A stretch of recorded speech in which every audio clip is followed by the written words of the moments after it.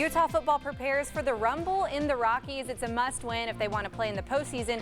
But do the players consider a bowl game a football vacation? Yes, that's 50-plus men on a camping trip. We're told it was nothing short of entertaining, involving skits, and some players let out their domestic side. I talked to Albert Rusnak. Now, he played for Manchester City, so he says Man U is kind of like a rival, has been since his U16 days and even before that. So he's excited to come out here tonight and not only see the intensity on the field, but also in the stands.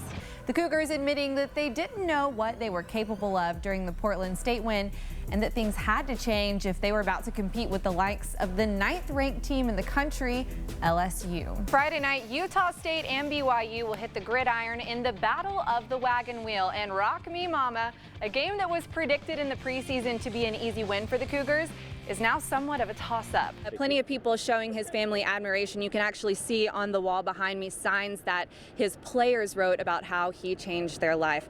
We'll have highlights from this game tonight at 9. Troy Williams and Tyler Huntley are getting equal reps, but what is the plan for Alabama transfer Cooper Bateman? Coach, there's a lot of hype surrounding this game. How have you prepared your team heading into this game tonight? There's a little bit of craziness going on. Yeah, Hayward is one of the most sought-after free agents on the market, and although his agent says no decisions have been made yet, all indications are showing that he is leaving for Boston. Everyone is wanting to talk about the Manchester United game on Monday evening, but first, let's just kind of talk about the season as a whole. It's been a pretty crazy one, especially you only being out here for 6 months. If you're looking for your next thrill, Skydive Utah promises to deliver. You'll suit up, hop in a plane like this, and fall out from 13,000 feet up.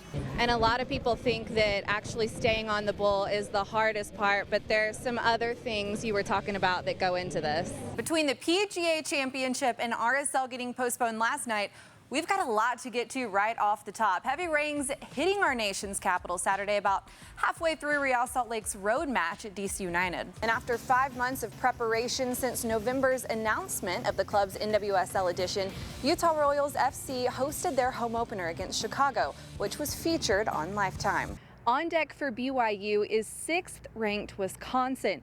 And while teams always say they don't look at national rankings, they will have to watch out for running back Jonathan Taylor, who after only 2 games is already on Heisman watch for being the nation's leading rusher. Well, nothing showcases the beauty of the Beehive State like the Tour of Utah, and America's toughest stage race will feature a brand new landscape this year. Utah State Special Teams is looking for another special night as they host Tennessee Tech. From Savon Scarver returning a kickoff 100 yards to kicker Dominic Ellerby setting a new record for points scored not only for the university but also for the Mountain West Conference. The Aggies special teams is popping off and head coach Matt Wells is singing their praises. Tuesday, the NBA announced that the Utah Jazz have been selected to play in the 2018 Mexico City Games.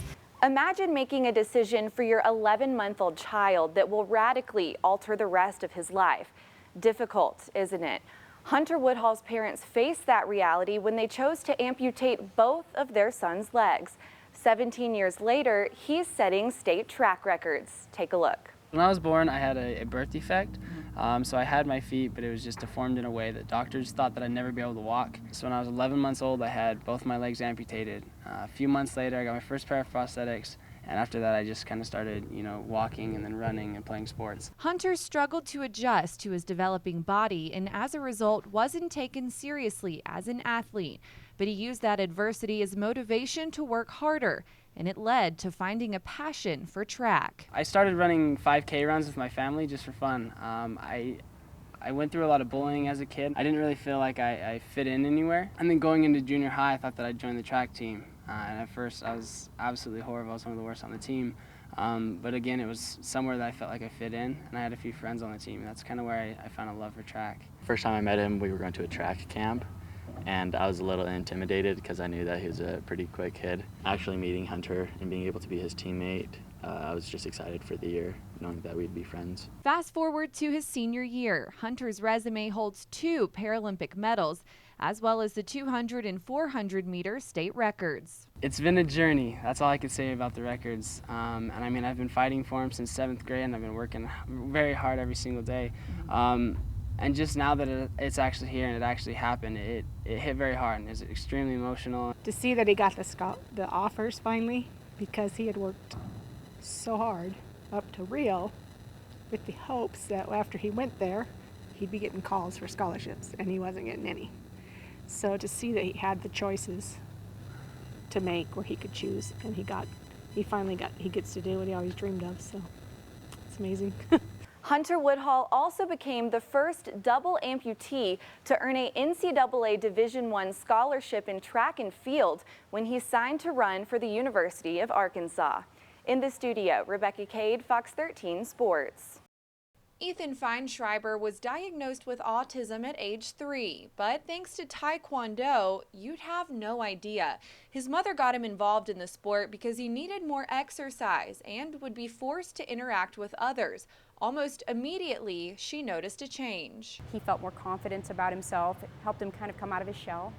And he started to do well enough that the instructors suggested we get him involved in some competitions. For the first day, it was just learning those new moves, and it started getting me interested. Like, I can learn this stuff and I can memorize this stuff, and then I can do more of it. He came to one of our tournaments we were promoting, and we said, you're a nice kid. You're outgoing. You're competitive. Would you like to join our team? Soon enough, Ethan was entering into national competitions, and after taking first place, his next goal was to win a world title. After 3 years of training and competing, he did it. I felt nervous that I wasn't gonna win, but I thought I had a chance, and the judges called the number, and everybody around me went insane. He got a score of 999, got a perfect score at Worlds. And these friends of his, they just rushed the ring and they hoisted him up on their shoulders and they hugged him and congratulated him, and it shut the ring down. They couldn't even do anything. But Ethan is not done yet. He plans to continue winning world titles with his next competition this December. In Clearfield, Rebecca Cade, Fox 13 Sports.